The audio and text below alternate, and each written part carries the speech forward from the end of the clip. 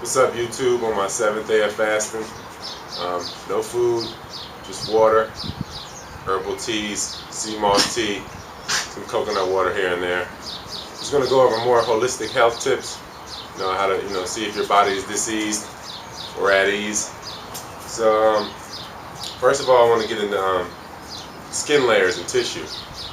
We all, as you may know, we all start from a single cell, and basically everything emanates from these single cells, while you're in the womb. And that's another thing too. You really want to break down words again. Woman, womb, man. Anyway, skin layers. As you may know, you're in the fetal position while you're in the womb, and everything emanates from similar tissue. Like your wrists and lungs, they emanate from the same spot. Because again, this is lungs right here. And this is how you are curled up. Elbows and knees, because you'd be like that, and your liver and spleen also come from that same part of the same tissue, and then your shins and intestines, because you're curled up, you got to think, and ankles and sex organs, because you're curled up like to that degree. So I'm going to go over the skin layers or the tissue layers or derm layers, whatever, what have you, and mesoderm. People that are considered mesodermic would be black Africans and people of really dark hue.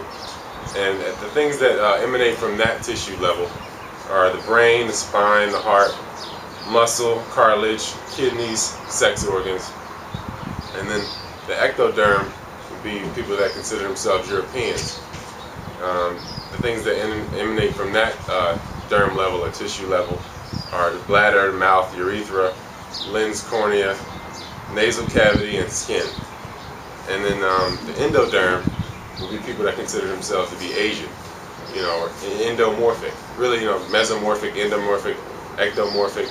So the endoderm, the things that are part of your body that emanate from that level of tissue would be the liver, pancreas, lungs, thyroid, and any disease to any organ or anything up from those tissue levels will affect everything in that tissue level.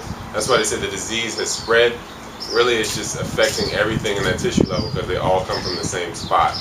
So, disease is disease. And, if one tissue level is affected, everything that comes from that will be affected.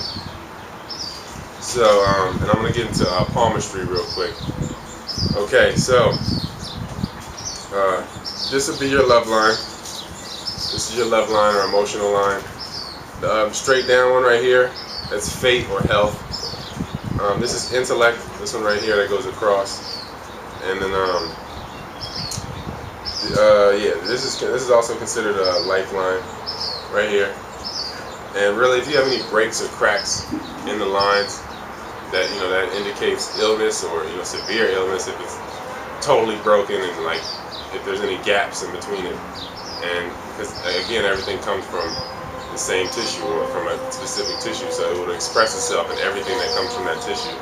So with fate, most people have breaks at the beginning because again, I said we were traumatized from birth in all likelihood.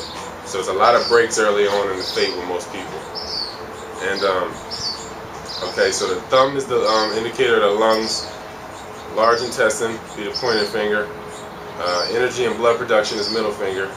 Energy and heat metabolism is this finger. Heart and small intestines would be the pinky. And then you can also look at the fingernails. If you have any ridges or if they're brittle in those areas, that area of tissue is what's being affected and those organs are being compromised. And again, we can, like I said, the eye tells a lot of stories too. If you have outward lashes, if your lashes bend outward, you most likely have nervous system problems. It's being compromised. That's the first system to give way, the nervous system, once acid hits the system. But short lashes mean that you've been eating a lot of acid food and a lot of cooked foods in all likelihood. And inward lashes mean salt and flesh, a lot of that, too much of that. And if you have no lashes or less lashes or short ones on the bottom, that means the lower half of your body is being compromised or something in that lower region, and vice versa. If it's lower or shorter or not any or breaks in your lashes up top, then it's something in the upper region of your body. And again, you just look at the body as a whole. That's really what it comes down to, is holistic health. And your body doesn't tell any lies, like I said. And I guess this will be a quick video. I gotta get going anyway, so let me know if you got anything else you want to talk about. I'm sorry if I missed anything. I've been kind of busy lately, and I've been fasting as well. And people ask me if I've been working out. I work out every morning, and then I have weight room and workouts with the team, and then practice after that. And I run a business, and I have class. So people can say what they want. Yeah, I'm saying you need rest, but I'm fine. You could fast. I don't even like to call it a fast because again, I'm eating sunlight, wind, dissolved solids in my alkaline water. So I'm still consuming. So, but yeah, I know for many people this is considered a fast. So 7 days. I'm thinking about pushing it, even further. I was thinking about doing 40 days, but I got vacation coming up, and I know my wife will kill me if I don't eat. So, isn't that right, Ray? Mm-hmm. Yeah. Yeah. So, I will see how far I can take it. I really, I feel fine, and I want to continue on. And again, if you're fasting and you're running through rough patches, you really, if you're still passing fecal matter, you might want to just continue to fast to get that out of there. Like I said, with most people that say, oh, I did the vegan thing or did this for a short amount of time, your previous diet has created such a problem in your intestinal tract. So your via or villi, they're so compromised with mucus and acid that they can't absorb anything anyway. So when you switch to a new diet, you're not going to really get much absorption because the old diet, the remnants of that are still around. You're still compromised down there. So you really need to stick it out, if you can, and if not, just, go with like dark berries, like I said. Drink a lot of, try to drink 1 to 2 gallons of water, spring water a day. Artesian water would be the best. And then, herbal teas, like I said, burdock root quelms addiction and cravings.